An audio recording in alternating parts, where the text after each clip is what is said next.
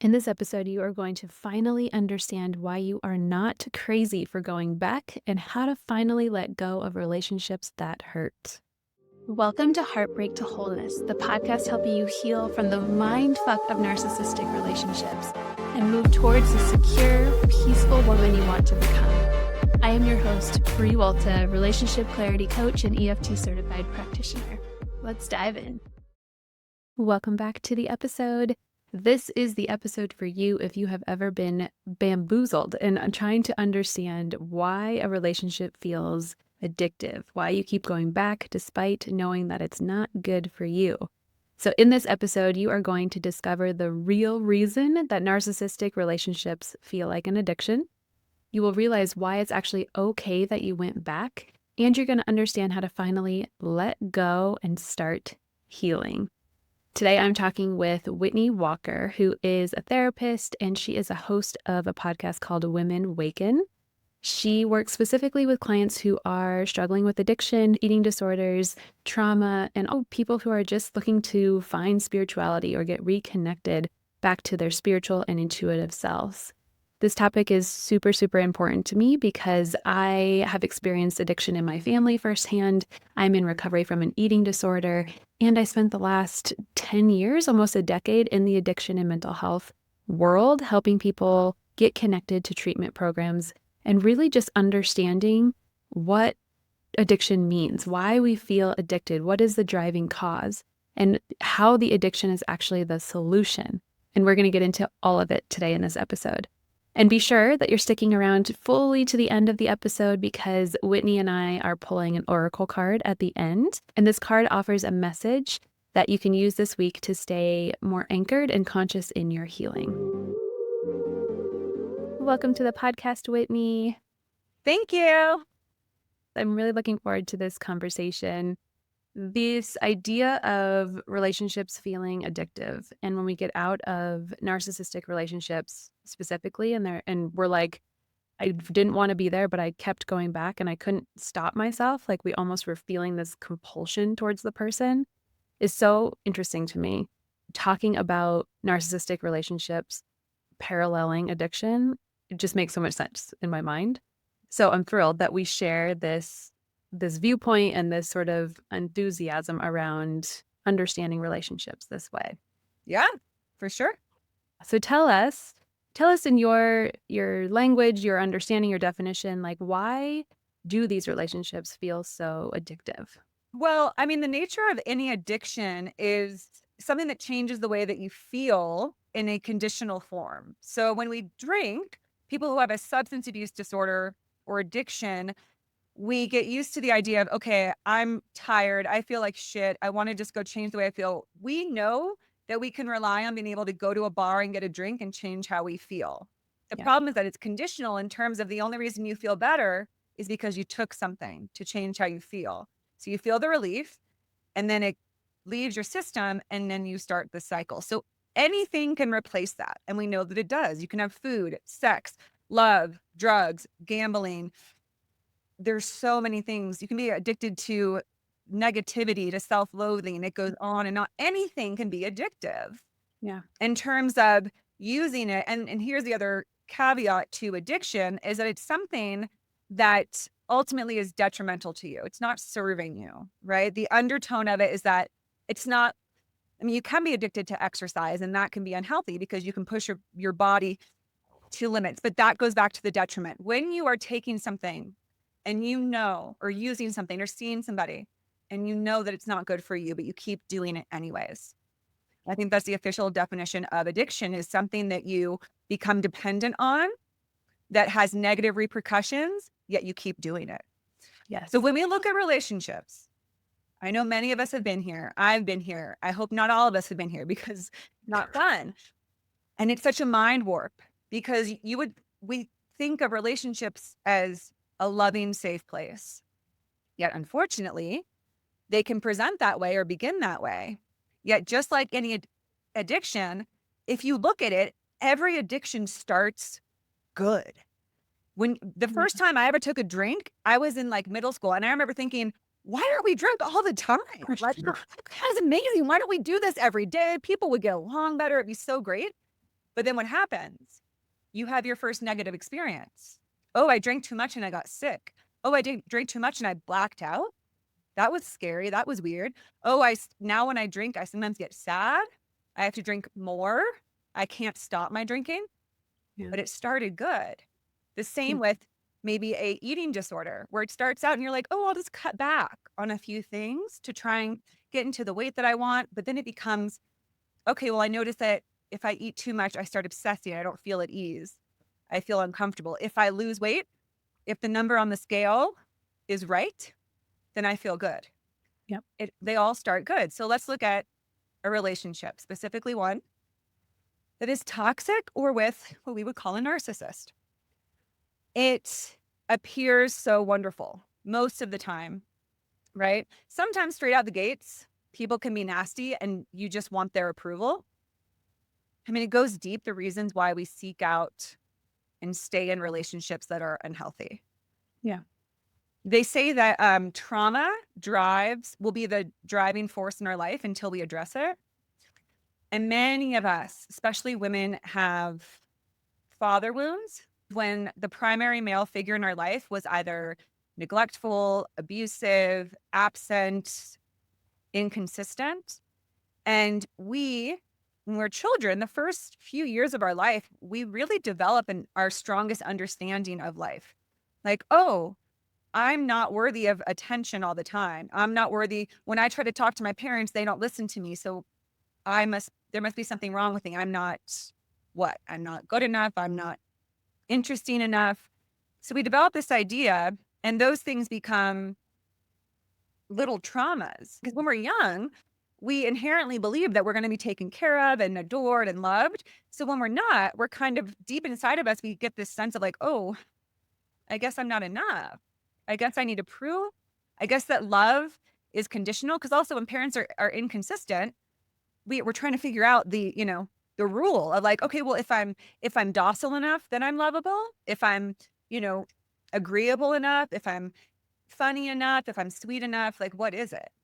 Yeah. And that really sticks with us. And for women, it's funny because we can do everything else so like profoundly so well. We can be so determined and we can be the hardest workers, perfectionists. We can feel so self-sufficient.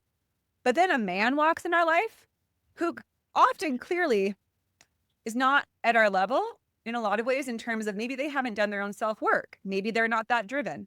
I'm not saying that's always the case, but it's often the case. But there's something about them. And I would say that something is that it's reminiscent of our relationship with our father or whatever relationship or situation caused that doubt about ourselves. So the idea that trauma drives our actions is that we literally have this festering wound. And when we meet somebody that reminds us of the person that caused it, I'm going to use the dad because that's my wound. It's a lot of women's wounds. We almost are saying like, oh, perfect. This guy is indifferent. This guy doesn't seem to impress with me. If I can win him over, that would be Yeah. like winning over my dad. And then maybe this pain, this wound can finally go away. So we Yeah. almost seek out the exact situations that we know are going to hurt us, hoping that this time we'll win. This time we'll have victory. But the messed up thing, just like any addiction, is that when you let yourself get tied up in love, that's literally what you're tied up. And so you might think like, oh, if they start treating me badly, I'm out. But then when you're addicted to it, when you're stuck in that cycle, they call it trauma bonding, where let's say you're dating somebody and they're so sweet to you up front and they're like, I can't believe I met you. I've never met anyone like you. You're what I've always been looking for. They shower you with affection. They're consistent with their calls, wanting to date you.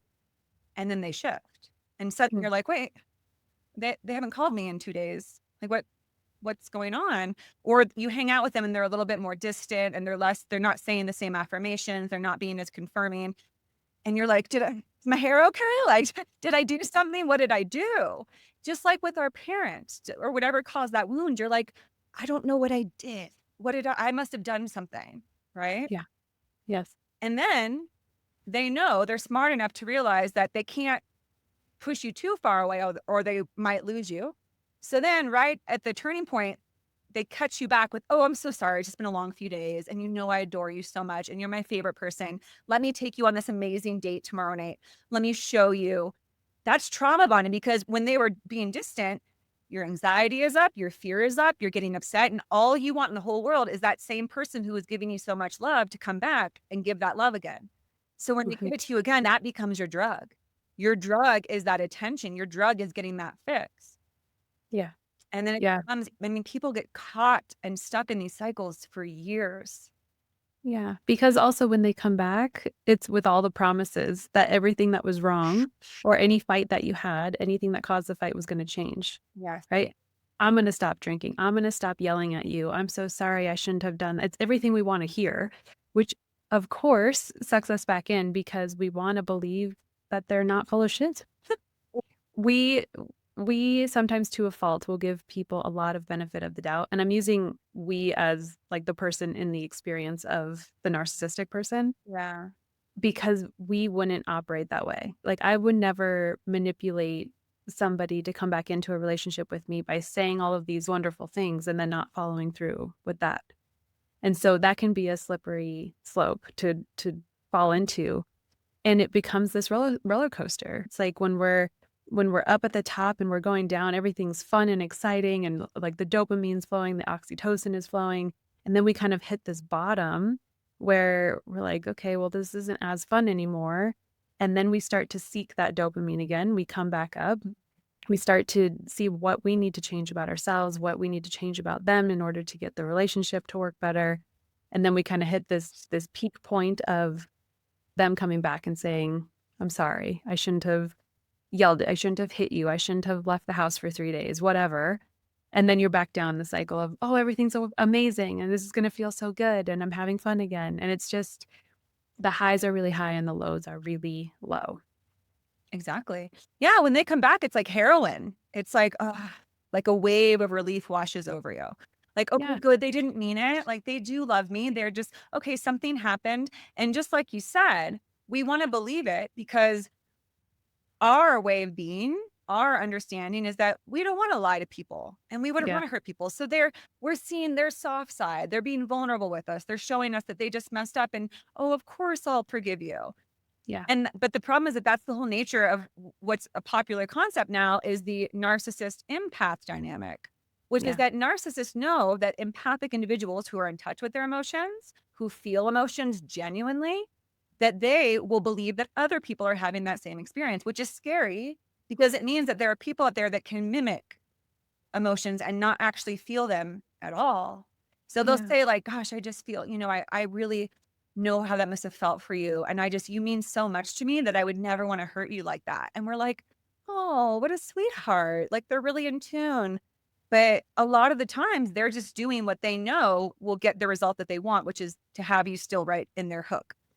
And Yeah. then when enough they do that long enough and they know that you're back in, then, they'll put on the poor behavior and they'll do the same treatment again, and then the whole cycle repeats itself. Yes. One other just fascinating piece that I've tied together in my own experience and know from the clients of mine too is that part of the addiction, like part of the needing the other person or needing the alcohol or needing the restriction of food is to alleviate our own anxiety, right? Like I'm in recovery from an eating disorder, and when I was in the throes of the cycle, it was like I needed the exercise or I needed the restriction around the food in order to alleviate the anxiety that I was feeling in myself because I didn't have any self-regulation tools. Yeah. And same with the relationship. Like when the relationship starts to not feel great anymore, I know for me it was like this compulsion to fix it, to get rid of the anxiety that I was feeling instead of sitting with the anxiety that I was feeling and getting curious about like, oh, well, what's happening in this relationship that's causing this extreme amount of anxiety and discomfort and walking on eggshells? It was like, I'm just going to go to him and fix it with him because that's going to make the anxiety go away. And it does temporarily, right? Until you wake up hungover the next day Yeah. or the next week and the cycle is starting again. So it's like those short-term solutions. When I was working in the addiction world, they would always say, drinking wasn't the problem, it was the solution. It was a solution to the trauma. It was a solution to the discomfort that we were feeling internally. And not that the solution was adaptive and worked well to help you operate in life, but it was the thing that could make the feeling go away temporarily. Yeah. Yeah, absolutely. It's a temporary fix. They all are. That's what every addiction is. We're very attached to, quick turnovers. We want Yeah. results where, you know, we just like things to be resolved quickly. And it's just what you're saying. The reason why we have that anxiety is because we have underlying trauma and dis-ease within ourselves, right? Again, when you Yeah. go for a drink and you are like fiending for it, it's because you're not willing to look at what's going on within you. You're like, I don't want to look at that. That would be too hard. What's way easier is having a strong margarita and just feeling like everything's fine. Yeah. But here's the other part. And you mentioned your experience with an eating disorder. And I struggled with one as well. I was bulimic for almost 20 years. It's a nightmare. Yeah. If anyone's in that, I have a podcast that talks a lot about eating disorders. There's a place called the EDRC in California. If you look at it, it's a great resource. When we are in an addiction, we also are addicted to the chaos and dysfunction of it. So for me with bulimia, I was working with a client recently who's going through it. And we were talking about it. Every addiction is multifaceted. Obviously, relationships are a bit different because something like an eating disorder is your own personal drama, right? Yeah. That's another thing about eating disorders that are addicted is that you can't control the chaos of life. I mean, my eating disorder went hand in hand with my first unhealthy relationship because it was so these like, oh my God, does he want me? Does he not? Does he like me? Does he not? Like, when will he call me again? And it was so uncomfortable. That's when I developed binge eating and purging because it was like, oh, I just need to stop. I need to do something that I can do limitlessly. I need to be able to just, have no cares. And then I can fix the mistake through purging. That's what it felt like. But just like any addiction, there's such a dark side to it. But again, like with a relationship, so with bulimia, it's first of all, there's like this secretness of it. When you're stressed out and you're like, I could go do my thing, my little secret thing where I go to the store, I get all my favorite foods, I go to a secret spot where I know I can binge and a safe place to purge, and then I clean myself up and I start over and I'm brand new and I'll feel so relieved. The problem though, just like any drug, eventually it wears off and you start to have negative thoughts like, why did I do that? What's wrong with me? Same thing with the relationship. At first, it's like, okay, well, that was a little bit tumultuous. And like this, it's just like you said, we want to go for the quick fix by going back to the person who hurt us rather than asking the question, why am I drawn to toxicity? Why do Yeah. I like this unhealthy? Why am I not trying to say, hey, this is clearly not healthy. We've been together just a few months and we're already having like drag out fights. I'm crying. If a guy ever makes you cry, this is my rule for myself. You really got to question if he's the one for you, especially Yeah. in the first month. If you've cried over him, yes, we want to be mindful of our own, thoughts and beliefs, whether we're projecting onto them. But a lot of the times it's an indication that this person is not good on your system. So we avoid asking ourselves that. So instead we go get this quick fix. But then the problem is, with that cycle, we get addicted to the excitement. We get addicted to the chaos and the ups and downs. And when people finally get off that roller coaster and get into a healthy relationship, they'll say, yeah, I mean, it's not as exciting. Like sometimes it feels even boring, but I got to the point where that's all I want. I'll take Yeah. boring over toxic any day. Yep. Here's the thing I want to offer everybody, because this is what I've learned going through many different addictions, is that, and this sounds awful, I'm not encouraging anybody to like push their limits, but this is just in my experience, is that for me, none of those addictive rides were over until I literally hit rock bottom, and not a second sooner. Right? So like Yeah. with alcohol, like I was not ready yet to give up like the excitement of like, if I go out on a Friday night, what's going to happen? Who knows? I'm going to get wasted. It's going to be a blast. Like, and I really thought like, if I stopped drinking, life would be so boring. And I kept that mentality, even though bad things started to happen. And I felt a lot of shame and I felt a lot of guilt about myself and regret. And it stayed that way until finally I just didn't want it anymore. I wanted to see if I could learn to love myself, if I could make peace with myself. And Yeah. now that life looks terrifying to me. I couldn't, and same with bulimia for me now. I've been sober from bulimia for 5 years. And Mm, now, and something, here's the other thing is that when you heal from addiction, it's not, we can't just do it through our heads. That's what I think. Because for years, I tried to stop having an eating disorder through my head. Like, I'll read the right books and I'll do this. That also for me took the greatest amount of patience because there's nothing more frustrating. There's something about an eating disorder that's just deeply frustrating because you have to eat every day. yeah. And you're Yeah, like, I don't know what exactly. to do about this. I don't have a normal relationship with food or eating. And I feel insane. And it's so, I mean, it was just exhausting. It's exhausting to have an eating disorder. It's also exhausting to be in an unhealthy relationship, but you have to hit bottom to finally say, I don't want this for myself. And I'm ready to do whatever it takes to get healthy. And then when you start doing the inner work, you literally, it's alchemy. Like things begin to shift within you so that you're at a place where suddenly toxicity doesn't sound good anymore. And Yeah. before it did, Yes. right? You have to shift the whole internal system because if you don't work with the parts of you that are unhealed or are searching or seeking that solution or the validation or whatever is going to make you feel better, if you're not working with those parts, then everything is temporary, Yeah. right? You'll reach for the food, you'll reach for the drink, you'll reach for the boyfriend, whatever. Yeah. And it's like, again, that temporary fix.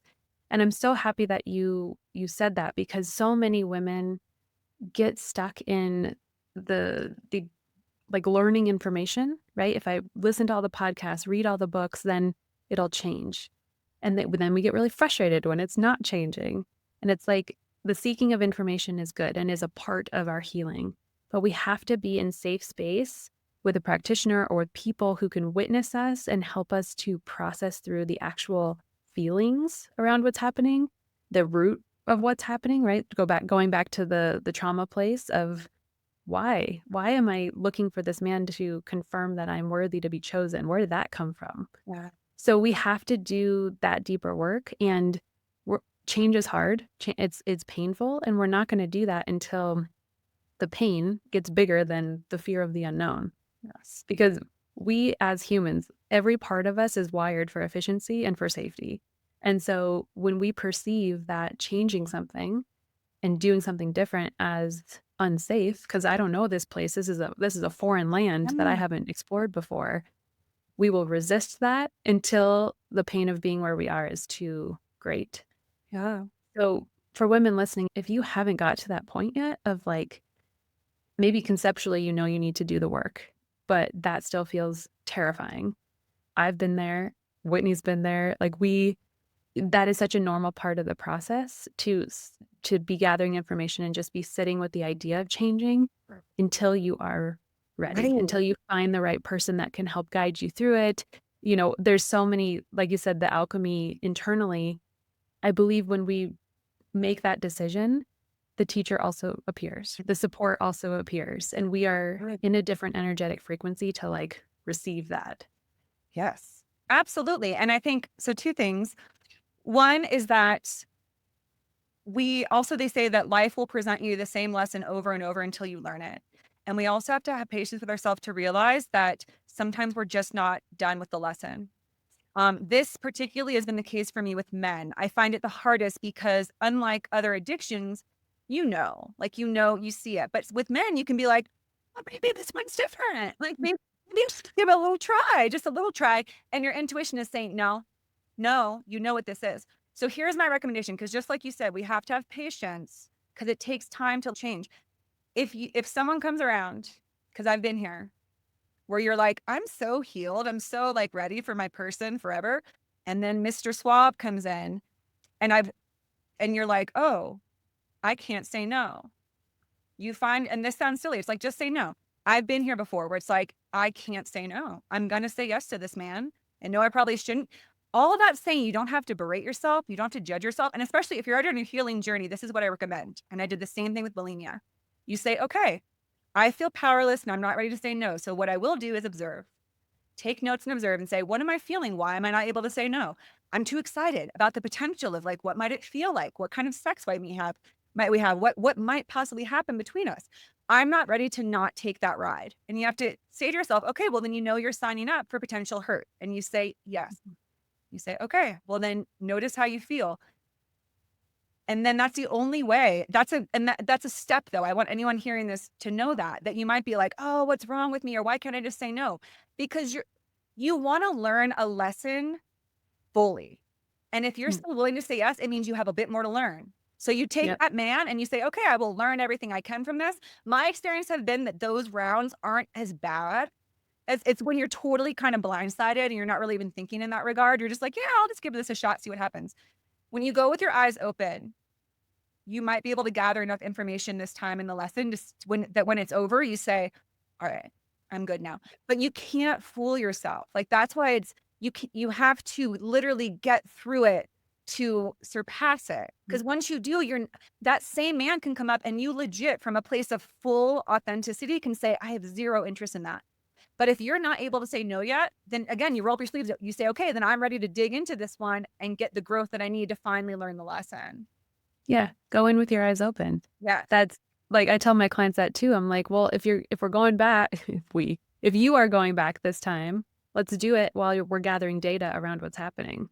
Let's do it while you're practicing also setting boundaries and see how that goes." It's like you can make steps in the healing while going back or while still in the relationship if you're going in with eyes open and observing what's happening. So Absolutely. I'd love that piece of Yes. advice. And then will literally get us to the place where when that same temptation comes around, we wouldn't even think. We'll be like, Yeah. "No, no, sweetie, I've seen this so many times. I know how this ride ends. I even put the final nail in the coffin."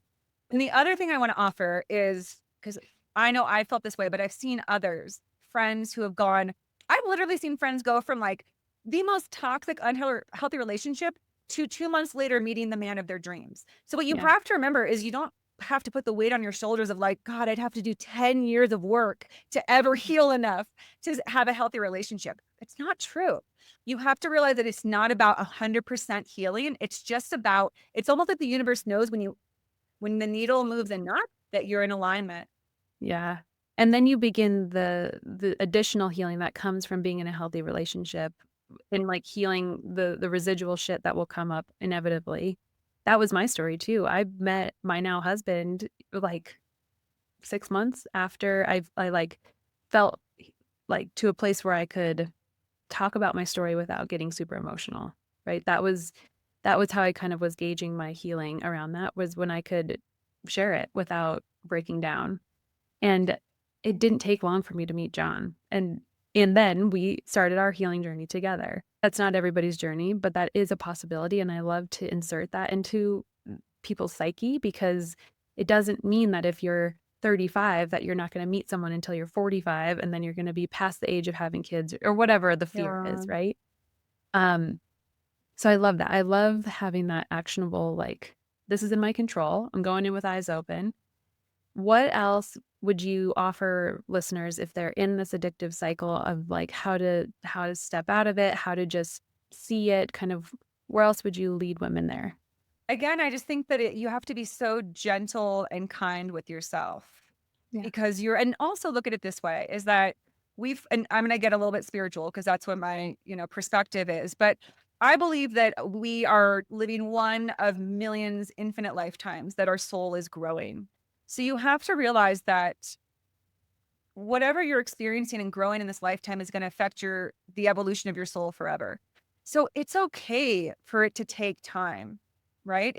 We get so defeated. And again, I've been in so many different regards with food, with men and relationships, with alcohol, being like, what the heck is wrong with me? But another thing I'll say is I think a lot of people at this time in a lot of souls on this planet are doing like the excavation of these deeper dives. And if you're listening to this podcast, clearly you're in an aware state, right? Yeah.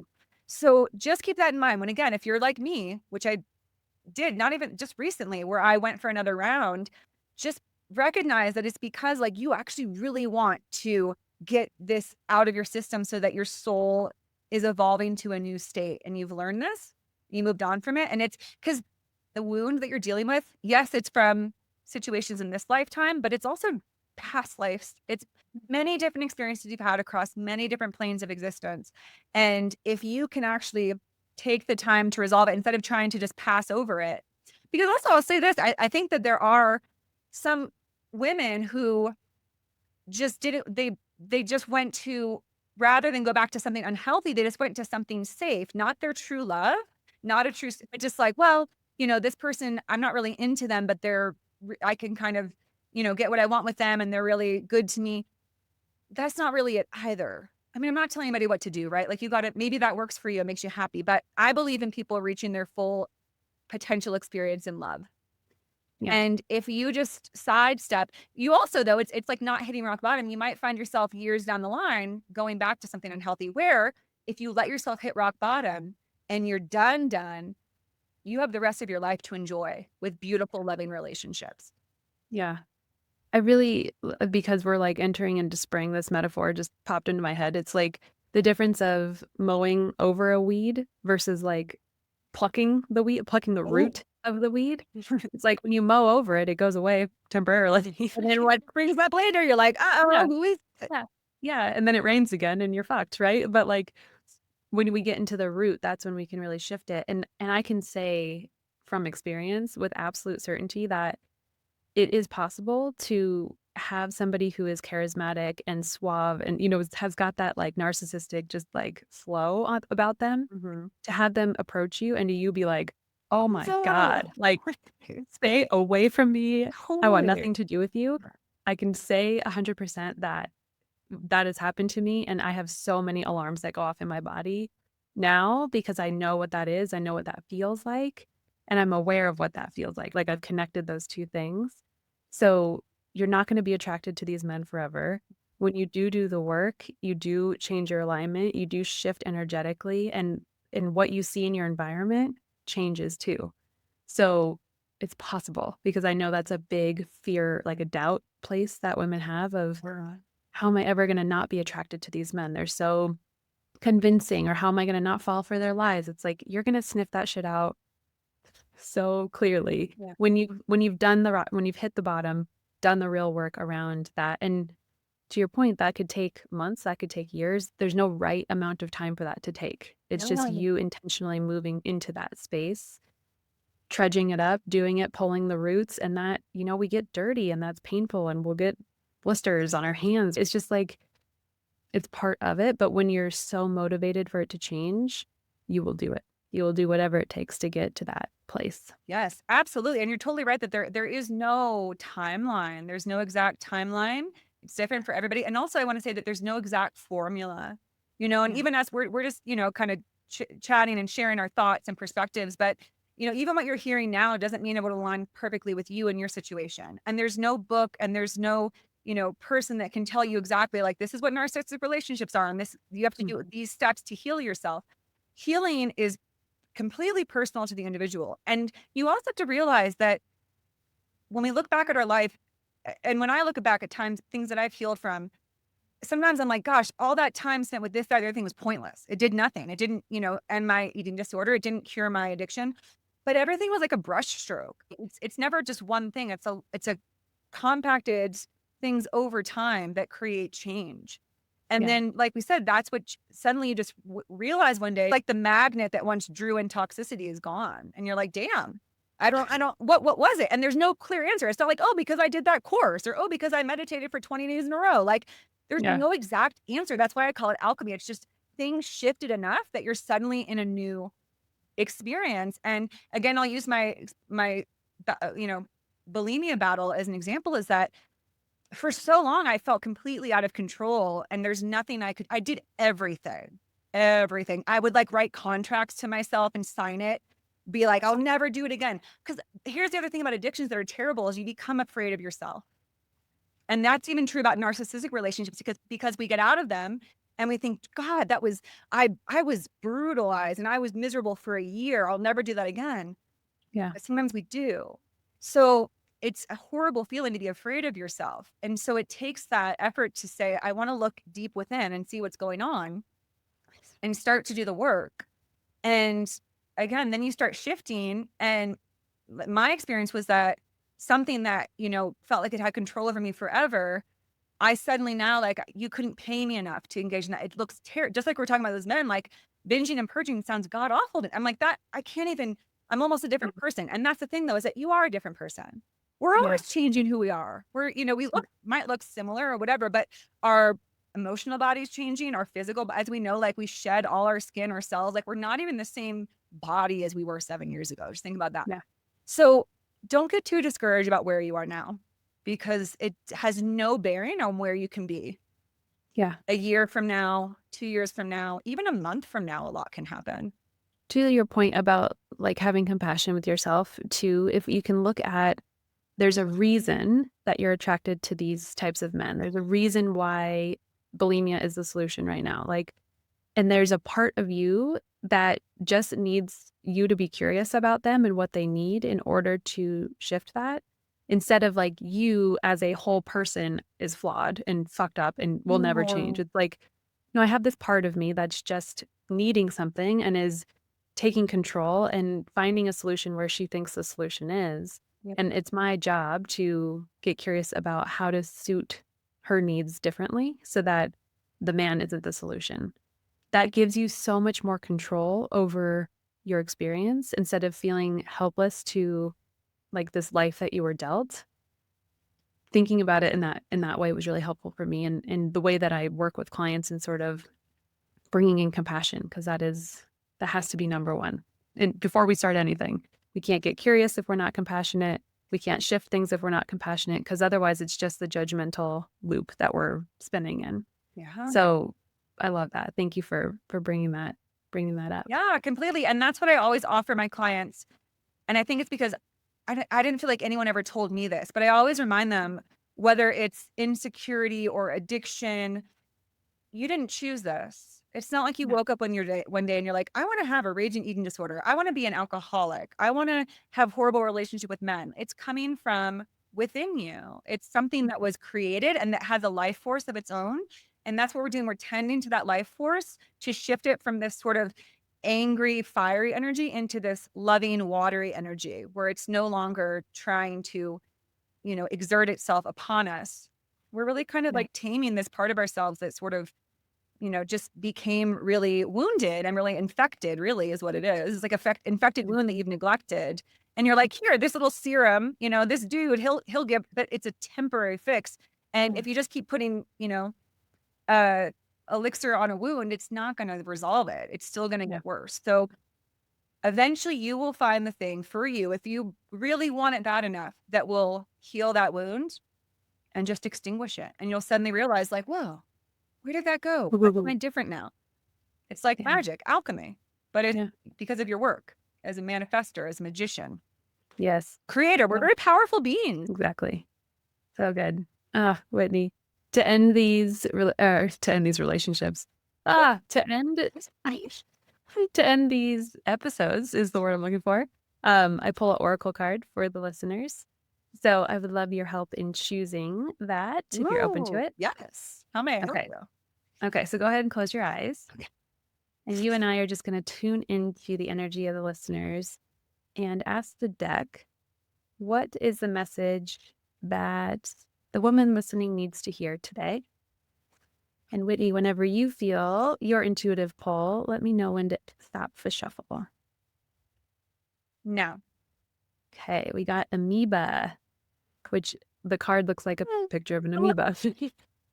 So let me find this in the book and I will read you what amoeba has to say. Amoeba, the simple survivor, has everything she needs. This visitor, in her simplicity, brings a message of independence, individuality, and longevity. Since the beginning of time, she has existed, undefined by shape, able to stretch and flow in her own way. Amoeba brings a message of autonomy and freedom. You won't be trapped or boxed in. You have skillfully maneuvered out of confining, rigid situations before, and this time is no different. Trust your history and natural ability to shapeshift. Amoeba reminds you of the flexibility of your very nature. Slippery at times and able to move fluidly through any situation, you have all that you need. Enjoy the self-sufficiency you embody. If perhaps you have forgotten your autonomy and stick like a parasite to things that don't serve you, amoeba is a reminder to be flexible, creative, and to let go. Being too strict goes against your natural essence. Free yourself and simplify. Beautiful. Yeah. I love that. I love that because the strongest message I got from that is that, like an amoeba, you can move and maneuver and go through anything, and it doesn't affect you. That's kind of the nature of the soul. You can go through hell of addiction and toxic relationships. And it has no bearing on you as a perfect, divine, unconditionally loved being. Like the That's amoeba. like the amoeba, learning from the lessons of the amoeba. Yeah, I love it. Well, thank you, Whitney. Where can people find you? What do you have going on that you want to point people towards? Yeah. So my favorite way to connect with people is for them to find me on Instagram at Women Waken. Women Waken is the name of my podcast, which Bree will be a guest on soon. And so that's the name of my Instagram. You can find me on there. If you send me a DM, I like to also pull an oracle or tarot card for people. My website is Women Waken. And yeah, you can find my podcast on Spotify, Apple, all the platforms. Amazing. Yeah, check it out. You have such good message that comes through all of your episodes. Oh, thanks, Bree. Thanks for having me. That's it for today. But before you go, let's just do a quick recap of what we talked about so that you can remember all the good stuff that you learned today. You've discovered why these relationships feel like an addiction. You now know why it's actually okay that you went back and how to go back with your eyes wide open in the future. And you now better understand how to let go, how to find that compassion for yourself, to start healing, to start taking those small steps so that you can kick this addiction for good, so that you can find your true rock bottom. These relationships don't feel good. No addiction feels good. And I want to offer you a free guide that I put together that helps you to decipher love bombing versus healthy love, because often love bombing is the initial phase of these addictive, unhealthy relationships. So click through the show notes for that 3 ways to recognize love bombing free guide. This will give you all the red flags that you need to know. It's going to help you prevent future heartbreak and help you just enter into healthy relationships, not getting sucked into that whirlwind, chaotic spiral that these addictive relationships often start out as. And as always, you are not alone, and I will see you next week.